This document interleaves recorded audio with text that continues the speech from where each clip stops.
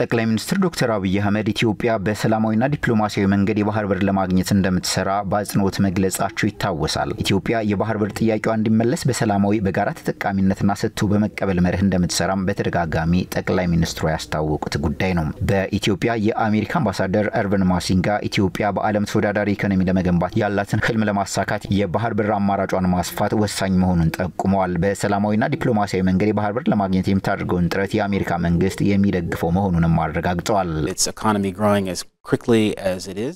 ኢትዮጵያ ፈጣን ኢኮኖሚያዊ እድገት እያስመዘገበች ነው። ይህ ፈጣን ኢኮኖሚያዊ እድገት እንደሚቀጥልም ትንበያዎች ያሳያሉ። በመሆኑም ይህንን እድገት የሚያግዝ የባህር በር ማግኘት ወሳኝ ነው። ስለዚህ ኢትዮጵያ ሰላማዊና ዲፕሎማሲያዊ መንገዶችን ተጠቅማ የባህር በር አማራጮችን ለማስፋት የምታደርገውን ጥረት የአሜሪካ መንግስትና የኔ ኤምባሲ የምንደግፈው ጉዳይ ነው። ይህንን ሁኔታ እንረዳለን።